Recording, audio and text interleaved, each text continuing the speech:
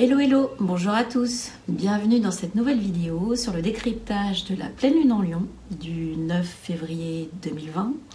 Temps GMT 7h34, axe évidemment Lion Verseau à 20 degrés et de quelques secondes. Alors on va parler de cette pleine lune en Lion. On est dans un contexte un petit peu particulier où le mois de janvier, donc c'est la première pleine lune, le mois de janvier est très, on va dire, très fort en mise en place d'éléments pour l'année 2020, donc des choses un petit peu fortes au niveau des événements. On est brinque-ballé entre la sortie du Brexit, le coronavirus et tout un tas d'autres choses encore, notamment les grèves, les problématiques sociales en France, et diverses choses, donc y compris dans le monde entier, puisque il n'y a pas qu'en France où les problématiques sociales, on a l'impression, gonflent de partout. Donc on est sur un cycle qui est où la pleine lune en Lion est l'apogée de ce cycle-là. Donc il faut bien comprendre que on n'est pas dans quelque chose qui est figé, c'est sans arrêt en mouvement, et c'est ce mouvement-là qui doit être, je dirais, qui est photographié à un moment donné avec ce pic qui est la pleine lune. Mais en réalité, ça démarre bien avant, puisque ça démarre avec les forces en présence au niveau de la nouvelle lune en Verseau. Cette nouvelle lune en Verseau, on peut, donc elle a eu lieu le 24 janvier à 21h43 temps GMT, et elle était à 4 degrés, elle a eu lieu à 4 degrés du Verseau, 4 degrés 21, je crois, 21 minutes. L'idée, c'était que dans le degré Sabian, on nous dit pour le 5e degré que c'est le conseil des anciens qui consacre les efforts d'un jeune dirigeant. Donc ici, on nous Dendronia, que j'aime beaucoup, vous savez bien, comme plein d'astrologues, nous parle du soutien qui est apporté à un moment donné par un processus ou des victoires passées, en fait. C'est-à-dire qu'il y a un événement qui intervient, et finalement, cet événement-là n'est pas, quand on va le passer, la résultante sera plutôt qu'on a été témoin de victoires passées, d'accord, qui vont permettre à cet événement d'avoir une réussite positive. C'est-à-dire qu'on ne se base pas finalement sur que ce soit au collectif ou en individuel, quand on a ce degré-là, on ne se base pas sur quelque chose qui est dans l'instant, mais sur une victoire passée, en fait. Donc on a donc un a priori positif sur les choses, parce que avant ça s'est bien passé. Donc voilà, c'est dans l'histoire, on l'a vu plusieurs fois, dans nos vies personnelles aussi. Donc on est sur cette force-là, c'est-à-dire attention, un événement collectif, une nouvelle lune en Verseau, c'est ça, peut arriver avec un vernis favorable. Pour autant, ce vernis favorable, il est issu de quelque chose, de croyances que nous avons sur une réussite passée. Donc ça, c'est à garder aussi en mémoire. Alors, je dirais, c'est quoi une nouvelle lune en Verseau? Déjà, cette nouvelle lune en Verseau, c'était la première nouvelle lune de l'année. D'accord? Donc, je crois que je me suis trompée tout à l'heure, j'ai dit la première pleine lune, mais non, c'est la première nouvelle lune en Verseau de l'année, et elle plaque quelque part sur l'année 2020 son énergie de démarrage. D'accord? Donc elle va parler de collectif, elle va parler d'inattendu forcément, hein, le Verseau, Uranus, tout ça, c'est pas quelque chose qui est forcément très calme, hein, forcément très linéaire. Donc là, on est toujours sur quelque chose qui est qui peut parler de collectif, mais qui va toujours être dans le collectif transversal et qui va amener aussi de la soudaineté, qui peut parler aussi je dirais, de liberté, de nouveauté, de lien avec les nouvelles technologies, tout ce qui est valeurs fraternelles, la solidarité, hein, c'est ce que porte le Verseau. On va avoir donc accès au domaine de l'espace, accès à l'imprévu, accès voilà, à plein de choses. Il y a une idée de nouvelles technologies, il y a une idée de nouveauté, il y a une idée d'inattendu. Et on va, quand c'est pas bien aspecté, on peut aller jusque quelque chose de très colérique, hein, très soudain, très abrupt, le tonnerre, hein, c'est quelque chose qui claque, la foudre. Hein. On est sur quelque chose qui ressemble à ça. Alors, d'autant plus que cette nouvelle lune en Verseau, elle porte en elle, je dirais, le carré à son maître. C'est-à-dire qu'elle a lieu dans le signe fixe du Verseau, qui va faire évidemment un carré à Uranus qui est au début du Taureau. Alors, Uranus étant le maître du Verseau. D'accord? Donc la lunaison de démarrage de l'année 2020, qui est carrée à son propre maître, il y a quand même dans les bacs pour l'année 2020 quelque chose qui va aller donner une impression de soudaineté, de nouveauté.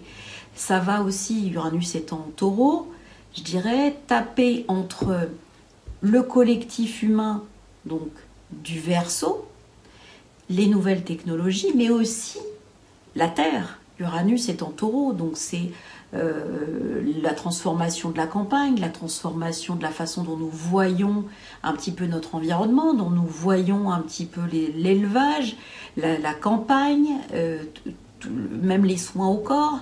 Toutes ces choses-là sont dominées par Uranus. Et aujourd'hui, cette nouvelle lune en Verseau nous dit oui, mais attention, l'énergie de 2020, c'est ne vous fiez pas à ce que vous connaissez, parce que de toute façon, vous ne connaissez rien. Donc, globalement, au niveau humain, voilà ce que ça renvoie, et ça renvoie aussi à peut-être des obligations, le carré étant un carré de tension fort, ça va nous renvoyer à qu'est-ce que l'humanité peut faire contre finalement le climat, la Terre qui bouge. Uranus en Taureau, c'est la fusion de la Terre, donc l'aspect volcanique est quand même pas très loin. Donc on est sur quelque chose qui est un petit peu violent et qui met, je dirais, pas tout à fait dos à dos, mais qui met l'humanité validée par le Verseau en difficulté avec finalement la matière. D'accord ? Donc là, on a quelque chose qui est posé pour le premier démarrage de l'année 2020. Donc c'est vraiment une énergie très, très, très importante. D'accord ? Cette nouvelle lune, elle est également sextile, c'est-à-dire en bon aspect, en aspect fluide, à Chiron, qui est en début bélier, donc qui est, je dirais, l'énergie de la guérison, d'accord ?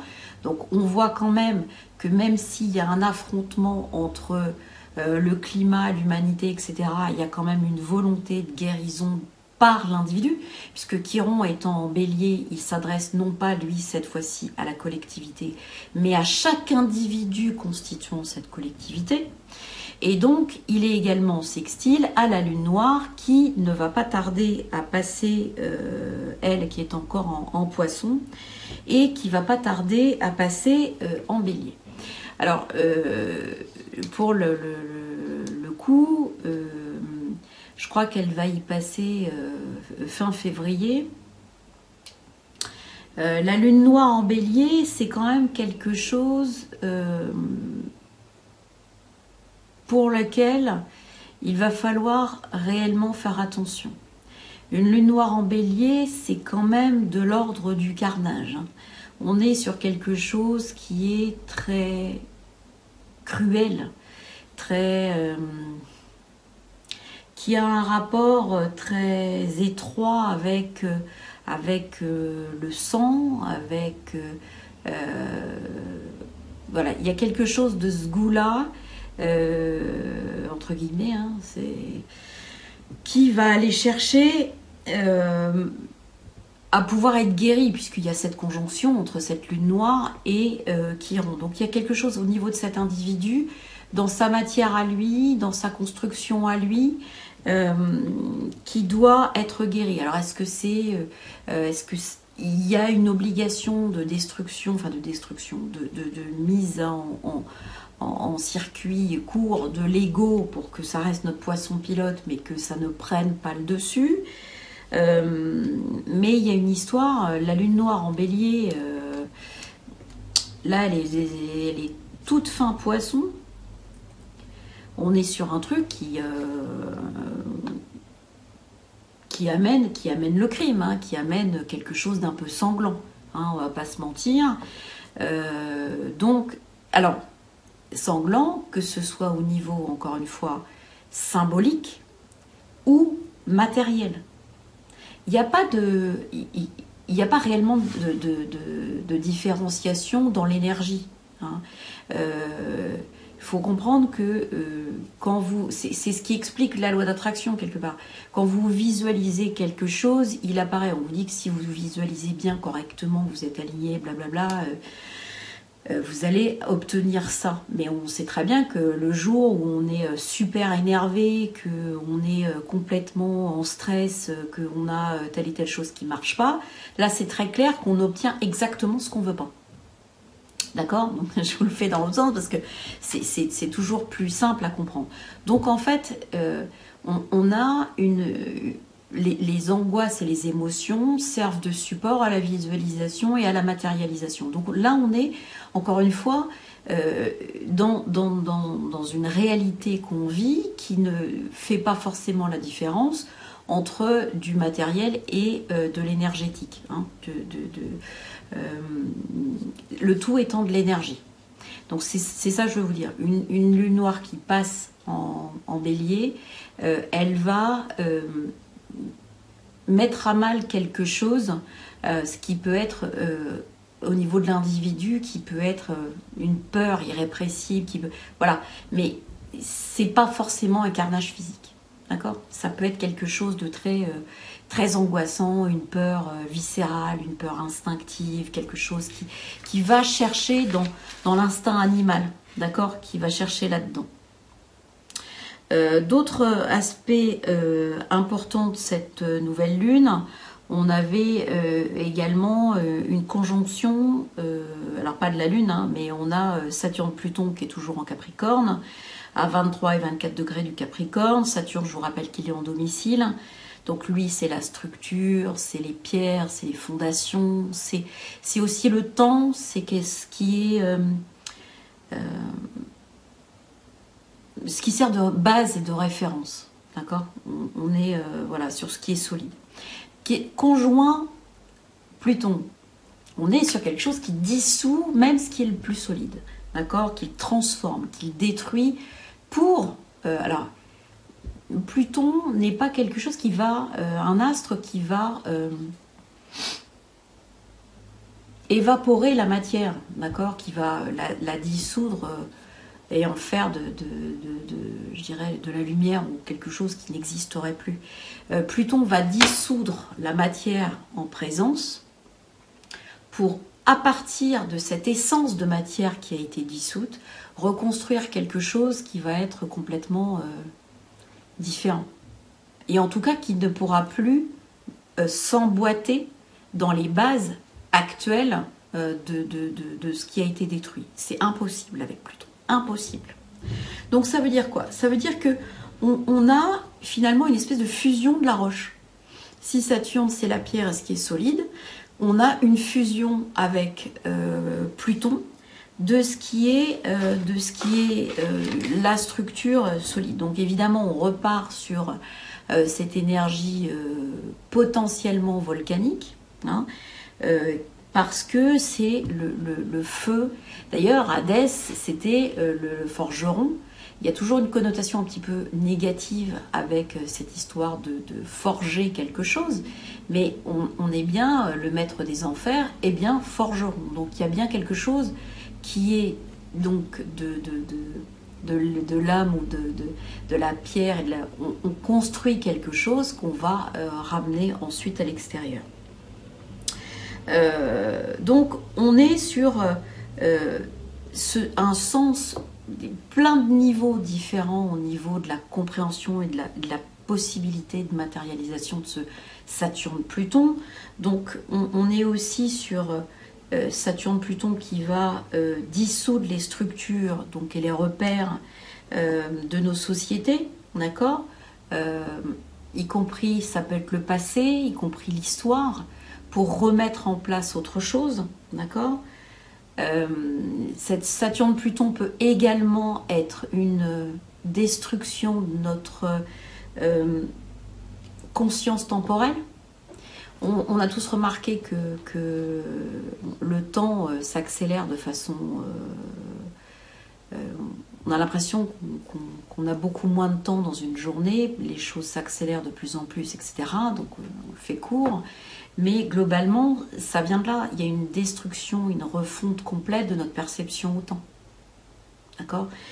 Il y a un quatrième sens aussi qui peut être plus sensible, c'est-à-dire que ça peut se passer au niveau personnel et collectif. Donc c'est-à-dire que là où ça se passe dans votre thème, il y a la maison où cette conjonction se produit, va dissoudre la façon dont vous percevez le domaine. D'accord ? Ça peut être quelque chose qui se transforme complètement pour vous donner une nouvelle plateforme dans cette maison-là, en fait. D'accord ? Dernier aspect, peut-être pas dernier, puisqu'après il y a une conjonction aussi Vénus-Neptune qu'il faut qu'on voit dans cette nouvelle lune. On a donc Jupiter qui est en Capricorne, hein, vous le savez.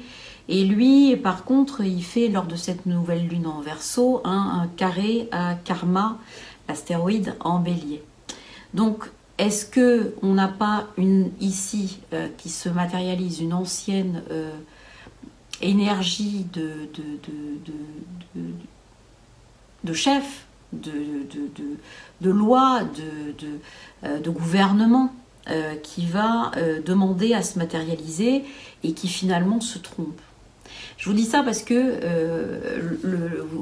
quand on va étudier après les lunes et pleines lunes qui vont être liées à toutes ces histoires d'épidémies, dont on va voir qu'on va à la prochaine nouvelle lune, c'est une nouvelle lune en poisson, donc on va être sur quelque chose qui va nous amener beaucoup de questionnements. On va avoir aussi une rétrogradation de Mercure en poisson, donc je vous explique pas, la communication, le poisson, j'en parle souvent, un Mercure qui doit être limpide, voilà, donc rétrograde, on va voir ce que ça va donner, plus de voyages, plus de communication, des communications avec des fake news, des machins comme ça, donc voilà l'énergie qui arrive, et là on se retrouve sur, à la base de ça, une énergie qui dit attention, vous trompez pas, l'aspect directif collectif, c'est un Jupiter carré karma en Bélier. Donc au niveau individuel, ça peut donner des décisions qu'on peut prendre soi-même qui peuvent être complètement jouées contre nous, d'accord, au niveau individuel. Et ça peut être également quelque chose de collectif, une loi ou machin comme ça, comme la loi des retraites. Elle marche sur cette énergie-là, par exemple, où c'est contraire à l'individu, mais elle est portée par cette énergie-là. Donc qui la voient, ben, il y en a qui vont rester accrochés à ça parce qu'ils ont l'impression que non, et d'autres qui voient bien et que effectivement ça peut être dommageable pour certains, et voilà. Et en fait, c'est cette énergie-là qui va porter plusieurs, ou que celle-là, je ne sais pas, jugement, loi du gouvernement qui est sûr de son bon droit. En fait, chacun voit midi à sa porte, mais là, on passe sur des anciennes énergies qui demandent à être rééquilibrées parce que déjà vécues et déjà ratées. Ça, c'est clair. On a également dans cette nouvelle lune, donc en Poisson, on a une très belle conjonction Vénus-Neptune en Poisson. Donc c'est Vénus-Neptune en Poisson, c'est l'amour absolu, hein, c'est vraiment, on est dans l'amour de son prochain, mais également l'amour de la nature, des animaux, des choses comme ça. On est vraiment très sensible à notre environnement. J'attire votre attention, Vénus-Neptune, ça peut être aussi des craintes, ça peut être aussi lié à la maladie, ça peut être aussi une sensibilisation aussi au bien-être du collectif lié à une épidémie. C'est-à-dire que tant qu'on ne voit pas l'épidémie du truc, effectivement, le poisson, il va réagir comme étant l'amour absolu, pas de limite. À partir du moment où on a une énergie qui va rentrer là-dedans et qui va être une énergie de contagion, hein, effectivement, cette contagion, elle se mesure avec Neptune, elle se mesure avec le signe du Poisson. Vénus, Neptune, on s'angoisse, il y a quelque chose qui va arriver sur la contagion au démarrage et sur l'interrogation de cette contagion avec le bien-être, avec tout ça. D'autant que, pourquoi je vous dis ça? Parce que cette conjonction Vénus-Neptune qui symboliserait elle toute seule en Poisson l'amour absolu, elle est, pas de bol, elle est carrée à Mars. Et Mars en Sagittaire, c'est-à-dire que quelque chose qui galope, le Sagittaire, vient attaquer cette conjonction d'amour absolu, donc et génère une espèce d'affrontement, de dissension, de dispute, voilà, il y a des malentendus, etc. Donc ça typiquement, ça aggrave, il y a quelque chose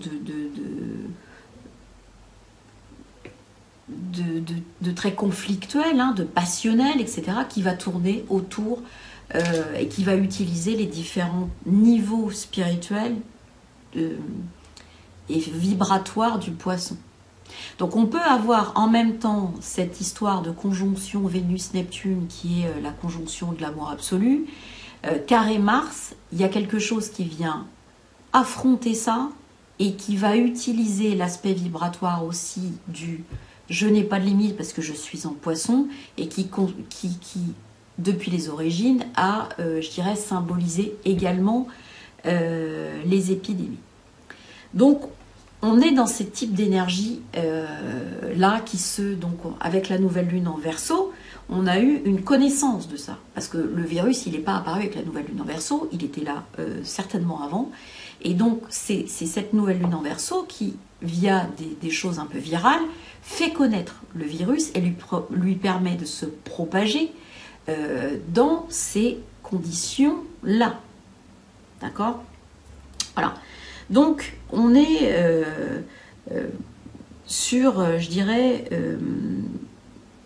ces énergies de démarrage de l'année 2020. C'est pas anodin, hein, c'est pas anodin. On est sur quelque chose qui est quand même très marqué et très figé. Alors après, si on repasse à puisque c'est le but du truc, hein, mais je voulais quand même faire un focus sur la nouvelle lune en Verseau parce que selon moi elle est quand même super importante compte tenu des énergies qui sont dedans pour l'initialisation 2020. Là on est sur donc la pleine lune qui suit. Donc la pleine lune qui suit, elle marque un apogée le 9 février. D'accord ? Quand on regarde bien cette lunaison de pleine lune, elle est pas d'un seul coup. Autant la nouvelle lune avait été porteuse d'énergie un peu violente, autant la pleine lune va pas marquer quelque chose. C'est pas à ce moment-là, au moment de la lune en Lion, hein, de cette pleine lune, que les choses se déclenchent. D'accord? Donc on le voit, c'est-à-dire que voilà, il n'y a pas comme on vient de le voir pour la nouvelle lune, il n'y a pas de carré de tension super difficile, il n'y a pas de... Voilà, on est sur quelque chose qui se montre au contraire relativement fluide. On a un côté qui va justement demander à être exprimé. Par contre, la lune en Lion, elle va montrer une espèce d'intensité. Elle va montrer une intensité, notamment sa symbolique à la lune, c'est l'émotion, c'est l'eau, la famille, le temps, etc. Et le lion, c'est tout ce qui va être, je dirais, le chef, l'ego, le rayonnement, le courage, la générosité. Voilà, on est dans des qualités comme ça. Donc, et l'expression, hein, le fait d'être extraverti. Donc là, on va voir que, compte tenu des énergies qu'on a vues dans la nouvelle lune, on va avoir une expression d'une intensité qui ne correspond pour l'instant à rien. C'est-à-dire que ce n'est pas avec cette pleine lune en Lion que nous allons être malades, entre guillemets. D'accord? En tout cas, pas ici. Puisque je prends Greenwich. D'accord? Donc ça veut dire quoi? Ça veut dire que, globalement, le temps n'est pas venu d'avoir à gérer physiquement, matériellement, cette épidémie. D'accord? C'est le 9 février, avec la pleine lune, on dit c'est l'intensité de l'imagination qui est véhiculée par la lune et de l'intensité de l'énergie qui tourne autour de ces énergies de démarrage de nouvelle lune en Verseau qui est suspendue. Et donc, ici, il faut bien comprendre que c'est l'alimentation énergétique de cette pleine lune. Donc c'est, est-ce qu'on va adhérer à la psychose? Est-ce qu'on va adhérer au raisonnement? Est-ce qu'on va adhérer à telle et telle chose? D'autant que, effectivement, on va avoir un certain nombre d'aspects qui vont s'apaiser pour cette pleine lune et donc permettre de retrouver, en tout cas, soit un certain calme, soit au contraire, de bien s'imprégner de cette pleine lune en Lion, et donc du coup de matérialiser une intensité finalement qui ne repose factuellement aujourd'hui, à l'heure où on est dans le pays où on est, sur rien. C'est-à-dire qu'on peut avoir avec une intensité pareille des gens qui vont qui vont avoir très très peur, qui vont avoir, je dirais, parce que Vénus en plus va faire une conjonction entre la lune noire qui sera passée en bélier et le Chiron qui est en bélier, elle sera dans cette triplette-là. Donc je dirais qu'elle va,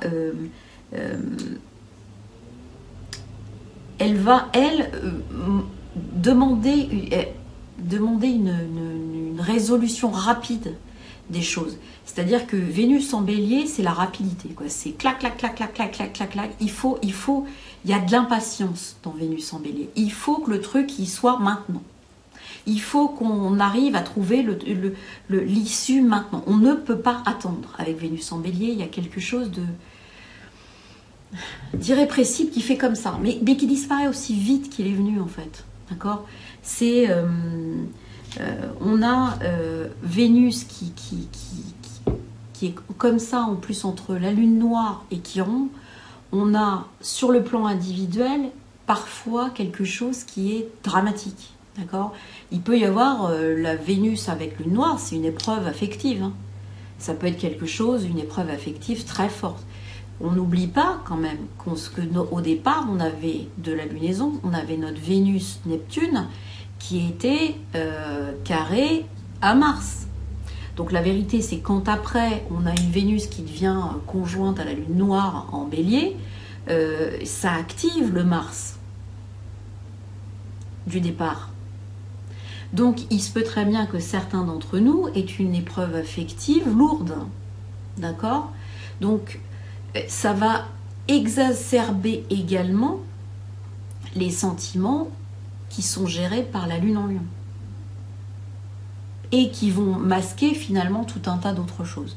En tout cas, il y a cette énergie de départ de Vénus, Neptune, carré Mars, où on peut imaginer que l'âme globale du monde veuille absolument attirer quelque chose de dramatique.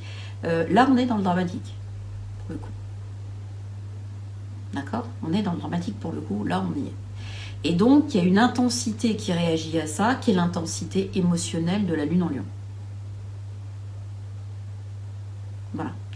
Donc, malgré tout, en dehors de ces zones-là, on n'est pas sur un déclenchement fort d'hostilité énergétique.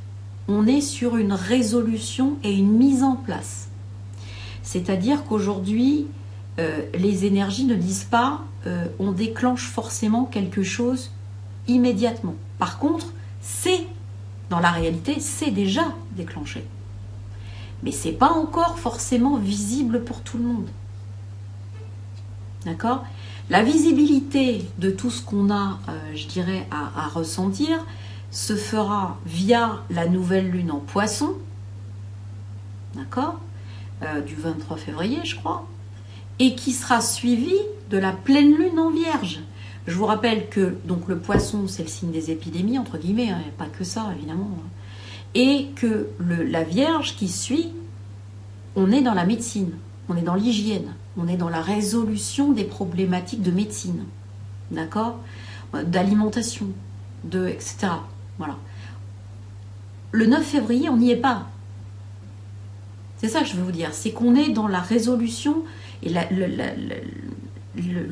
la conscience de l'intensité du sentiment en prenant peut-être conscience d'un certain nombre de choses. Donc ça, c'est assez... Voilà, il faut bien comprendre qu'il y a cet enchaînement depuis la nouvelle lune qui est très important parce que ça explique les matérialisations de la pleine lune et ensuite les enchaînements des lunes qui suivent. Un petit coup sur Mercure rétrograde qui aura lieu, parce que je sais que vous êtes fan. Mercure rétrograde, c'est pas le 9 février, c'est après, c'est à partir du 18. Et il va commencer à rétrograder à 12 degrés du Scorpion. Ce qui fait qu'il va être d'abord, il va presque être en conjonction.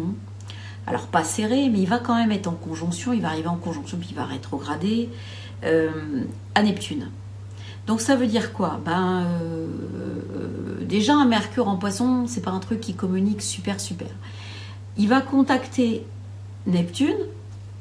On se retrouve devant quelque chose qui veut parler du sans limite, qui veut parler de... mais qui n'y arrive pas. Donc on a un Neptune, Mercure-Neptune, qui vont... Voilà, il y a quelque chose qui est caché. Il y a une communication nébuleuse, dans le meilleur des cas. En tout cas, on va se poser la question de ce qui est à communiquer ou de ce qui ne peut pas être communiqué. Puis Mercure rétrograde. Hein, je vous rappelle qu'il y a des 3-4 jours avant, 3-4 jours après la reprise, en général, c'est chaud patate. Hein. Et on a une difficulté, donc au niveau à peu près en même temps que la pleine lune, on va avoir des voyages qui vont complètement s'arrêter. Hein. Mercure, c'est aussi le commerce, c'est aussi les voyages, c'est aussi tout ça. Et là, on va avoir un arrêt. Mercure rétrograde, c'est l'inverse de son expansion. Donc ça veut dire que tout ce qui est en expansion avec le mental, avec la communication, avec les voyages, avec le caducée aussi de Mercure, il ne faut pas l'oublier, tout ça, ça s'arrête et on réfléchit. Alors, on réfléchit dans le meilleur des cas, d'accord? On pense que pourquoi il n'y a pas de communication? Pourquoi est-ce qu'on fait ça? Ça, c'est le meilleur des cas. Sinon, eh bien, il y a juste une absence de communication qui va entraîner finalement aussi un mensonge. Sur le Mercure, Neptune, Poisson, on peut quand même être dans un type de communication totalement dissimulée, totalement manipulée, totalement utilisée. Enfin, c'est un outil hein, qu'on veut utiliser pour, je dirais, se garder un pouvoir à un moment donné. Donc, on est dans ce cas de figure, d'accord donc, quelque chose va faire illusion, on va montrer autre chose pour finalement réellement faire autre chose derrière, d'accord. Donc, à partir, ça, c'est entre, je dirais, le 12, donc quelques jours après la pleine lune, jusqu'à cette nouvelle lune en Poisson. Parce que cette nouvelle lune en Poisson, la conjonction de Soleil-Lune va se faire avec Mercure rétrograde. Et là, on va avoir d'un seul coup un éclairage sur le Mercure rétrograde. Donc, on va certainement on va voir quelques flashs sur ce qui était dissimulé, ce qui était caché. Alors, pas forcément tout, mais on peut avoir un zoom, un flash, un truc qui nous explique, mais au fait, voilà ce qui s'est passé et voilà ce qui est en train de se passer. Parce que Mercure n'aura pas fini sa rétrogradation malgré tout. Hein. Il termine sa rétrogradation début mars, le 3 ou 4 mars, je crois. D'accord. Et donc, il faudra regarder 3-4 jours après, exactement, pour revenir complètement dans je dirais, dans une communication qui va, quand Mercure va retraverser tous les poissons, qui sera sans doute pratiquement uniquement dédiée à l'épidémie. Donc pour moi, pourquoi je vous dis tout ça? Parce que du coup, l'épidémie, j'ai quand même peur qu'avec les énergies astrales qu'on voit, elles ne s'arrêtent pas là maintenant tout de suite. D'accord? Moi déjà, quand on regarde le truc, je vois des choses jusqu'à la pleine lune en Vierge, qui est au mois de mars. Donc on est au moins jusqu'à fin mars dans ces énergies-là. D'accord? Et bien sûr, à chaque fois, on regardera comment ça se positionne planète par planète. Donc, ce Mercure rétrograde, il aura cette année une intensité toute particulière parce il va être manipulé, il va être utilisé pour cacher quelque chose, mentir ou dissimuler. Et en tout cas, ça sera temporaire puisqu'on va avoir à un moment donné, malgré lui, malgré tout un tas de choses, un flash qui va sortir et qui va illustrer. Il va se passer quelque chose puisque cette nouvelle lune en Poisson va montrer quelque chose. Et après, on va aller sur le cycle de la pleine lune en Vierge. Donc là, d'un seul coup, on va parler guérison, on va parler médecine, on va parler hygiène, on va parler protocole. D'accord ? Protocole pandémie. Alors, on remettra peut-être les protocoles pandémiques qu'on a connus pour certains d'entre nous dans l'établissement de zone pour le H1N1. Probablement, je ne serais pas étonnée qu'on y revienne, d'accord, qu'on reparle de ça. Ok ? Voilà, donc, alors, je suis pas alarmiste, hein. Encore une fois, je ne cherche pas à vous faire peur ou n'importe quoi. Ce que je veux vous dire, c'est voilà quelle est la teneur des énergies qu'on peut traduire. D'accord ? Sachant que pour moi, à partir du moment où on les voit, où on les traduit, où on les prend en compte et où on les vit en conscience, il y a quand même des chances pour qu'on projette dessus quelque chose qui est vachement plus maîtrisé que le reste. Ok ? Donc c'est vraiment dans cette optique-là que je vous le donne. C'est vraiment pas pour vous faire peur, c'est que au contraire, c'est pour que vous ayez en conscience qu'on a un potentiel, et on le verra avec les solides platoniciens plus tard, on a un potentiel de résultante forte sur cette pleine lune et sur cette matérialisation. Donc ça, c'est parce que nous avons, en vivant en conscience, la capacité de pouvoir, je dirais, générer quelque chose de plus positif que ça ne peut être réellement. En numérologie, on a quoi en numérologie? En numérologie, on a une pleine lune qui a lieu le 9 février 2020. Donc 9, 2, 4, on tombe sur 15. 15, c'est dans le tarot de Marseille, c'est le diable. Donc le diable, c'est le domaine matériel. C'est le domaine matériel qui enchaîne. On voit le diable avec ses deux petits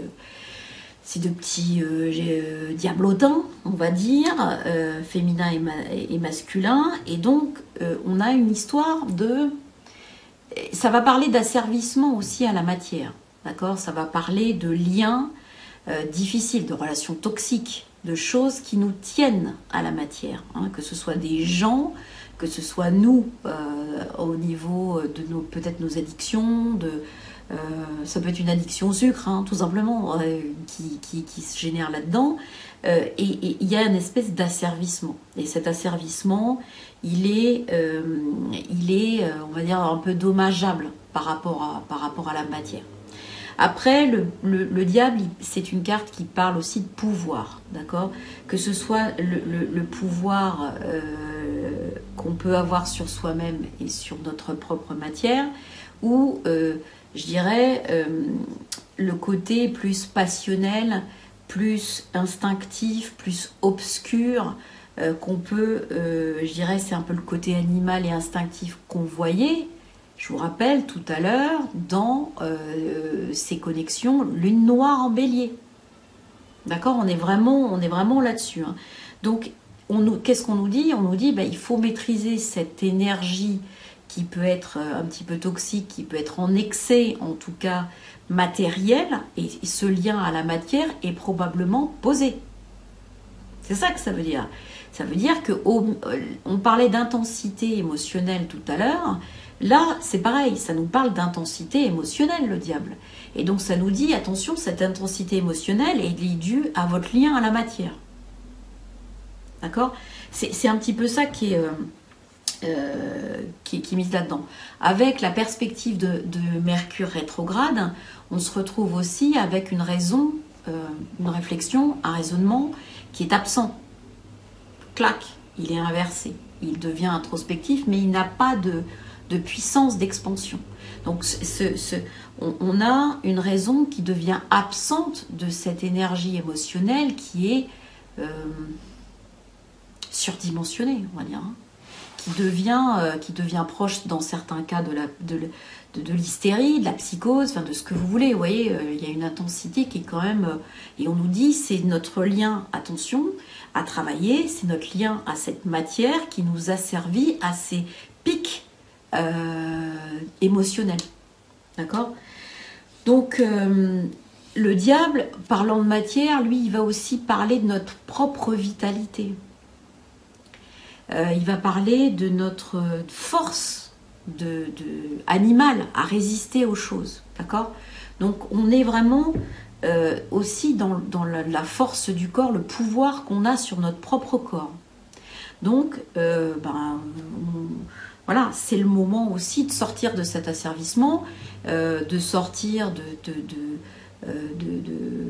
je dirais, de cette attente qu'on peut avoir aussi vis-à-vis de la médecine, etc. Et de se dire, finalement, je peux reprendre le pouvoir sur un certain nombre de choses. Qu'est-ce qui va doper mon système immunitaire? Qu'est-ce qui va être un antiviral naturel?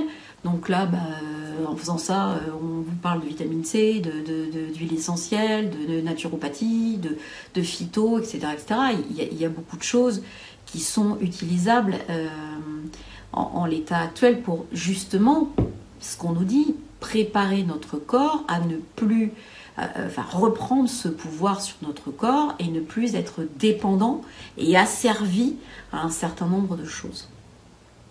Dans le même ordre d'idées, le 15 en lettres hébraïques, c'est Samek. Samek, finalement, il a le même rayonnement jaune-or que la lune en lion. Samek, historiquement, c'est une espèce de râteau, hein, c'est une arête de poisson. En hébreu, on l'utilise, c'est le soutien, c'est soutenir, c'est le verbe soutenir. Et donc, dans sa représentation ancienne, c'était un poisson. Alors, bizarrement, vous voyez, on parle beaucoup de Neptune, voilà. Et Samek vient nous parler aussi du poisson. Et Samek, en prolongement, c'est le soutien du monde. D'accord ? c'est vraiment là, lui qui... alors c'est un peu comme Atlas après, mais c'est sa façon de pouvoir assurer au monde un équilibre. Et là, on nous dit que finalement, dans la Kabbale, il se ferme hein, en rond là, à l'image finalement du vide pour permettre la création d'autre chose. Voilà, pour permettre justement à la création de s'exprimer parce qu'à l'intérieur de ce rond, il y a l'étincelle du divin. D'accord, qui permet à partir du vide de créer et de générer toute forme de vie. Alors, finalement, le deuxième sens de Samek qui rejoint un peu le diable et son asservissement, c'est que quand on le voit, finalement, on peut tourner en rond. C'est-à-dire qu'on peut tourner en rond dans nos propres croyances. D'accord ? Au niveau valeur, il est 60, il est en relation avec donc le 15 est aussi du 6, donc il est en relation avec le Vav et même Finam qui est 600. Donc on a ce 6 qui va rentrer en résonance avec le sceau de Salomon et finalement l'hexagone.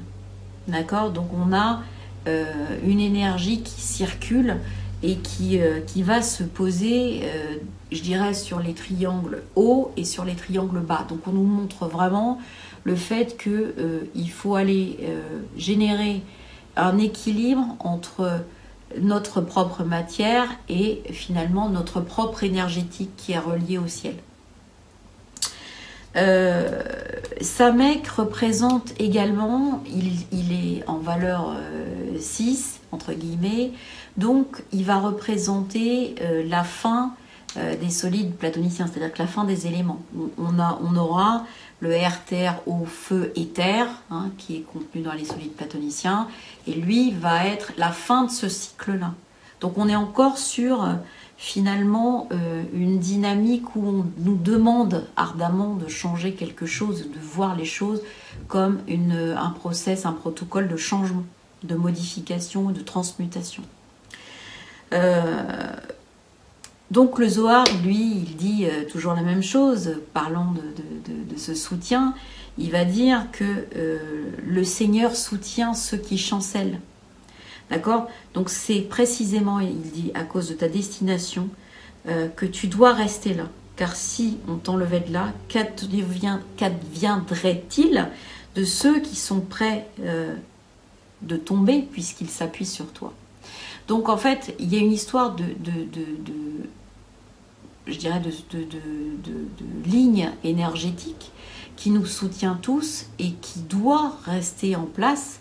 Et que là on nous dit ben voilà, Samek nous permet finalement de nous accrocher, mais attention de ne pas tourner en rond, c'est-à-dire d'avoir conscience de cet élément qui nous permet quand on est près de chanceler finalement de tenir quand même. L'élément qui est alors dans l'almanach, donc je remercie les critiques qui me sont faites, qui sont presque toujours constructives. Alors j'ai pas fait l'almanach pour les astrologues. Je le dis parce que je veux pas qu'il y ait des méprises. Je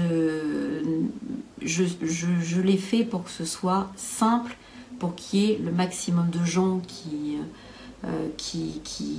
ne comprennent pas ce jargon puissent s'y retrouver et comprendre les choses. Donc les comprendre, ça ne veut pas dire les noyer sous des sigles, des jargons, des machins dans tous les sens, parce que ça c'est se faire plaisir, c'est ce que je reproche souvent aux astrologues, c'est d'être totalement incompréhensible, de se faire plaisir, d'avoir un discours qui est complètement hermétique aux autres, de parler en private joke permanente pour dire c'est normal la Mercure en Scorpion, c'est normal, ouais ok d'accord, bon next.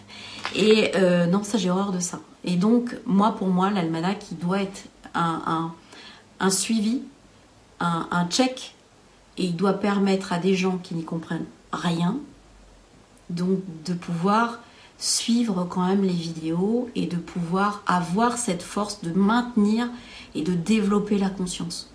Un jour où je voudrais me la péter, peut-être que je ferai un bouquin d'astro. Ouais. C'est pas encore le cas aujourd'hui. Voilà. Donc les solides platoniciens, j'utilise les éléments non pas pour... je remercie Michel parce que je ne m'étais pas aperçue que finalement je n'avais pas forcément développé ça. Elle m'a fait un gentil mail pour m'expliquer. En fait, mon approche de l'énergie qui est dans l'almanach n'est pas reliée à la lunaison.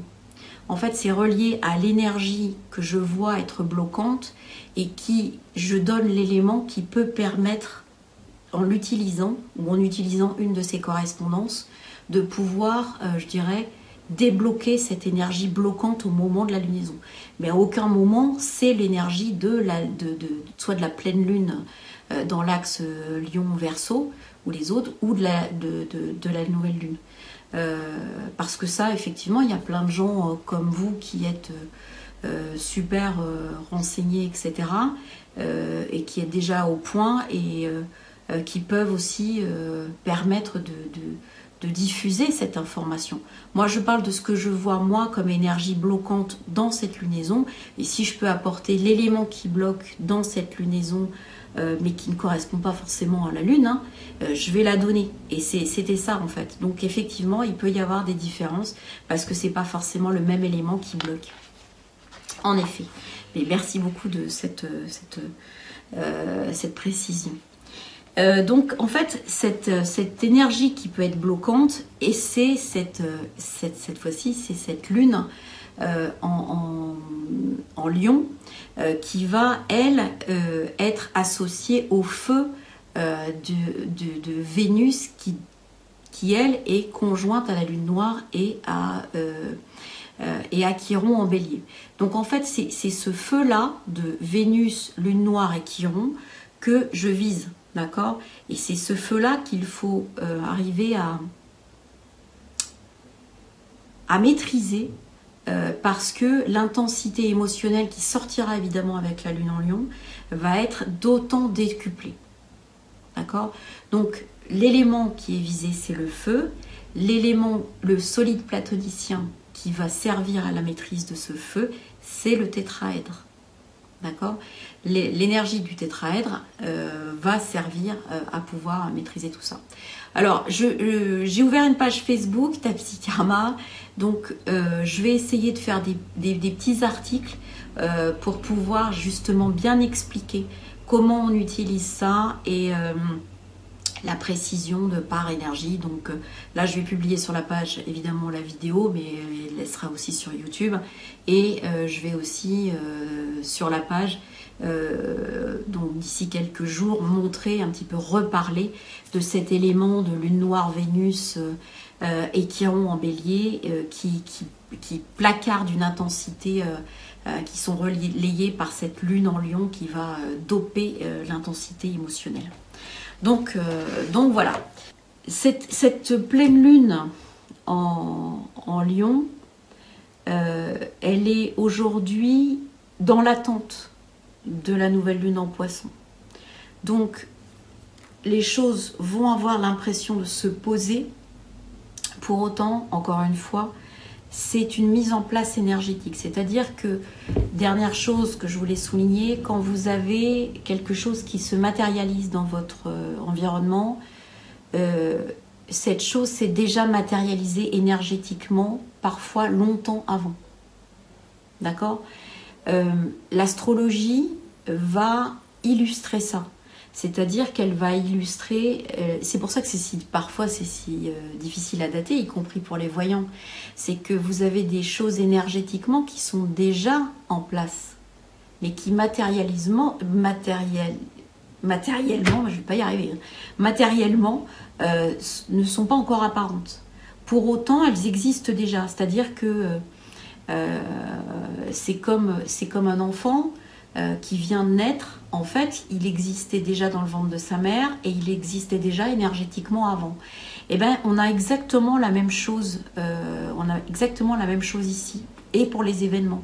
C'est-à-dire que chaque fois que vous avez quelque chose qui se produit dans votre vie, donc qui naît dans votre vie, dites-vous qu'il est passé par plusieurs étapes avant d'arriver jusqu'ici. Et c'est cette conscience-là qu'il faut qu'on arrive tous à développer de façon de plus en plus précise pour pouvoir intervenir au moment où finalement, énergétiquement, on peut encore faire quelque chose.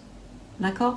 Donc c'est ça qu'on va développer tout au long de cette année 2020, notamment avec ces focus que je vous fais et ces liens avec les solides platoniciens. D'accord? Que je vais développer sur la page de Facebook de Tapsikarma. Voilà, j'espère que j'ai été claire, parce que je suis un peu fatiguée, donc j'ai l'impression de ne pas avoir été très très claire. Je vous embrasse fort, prenez bien soin de vous, prenez soin de vos proches, n'hésitez pas à me laisser des commentaires et à bien voir dans votre vie ce qui est la nature de l'énergie qui se manifeste, d'accord?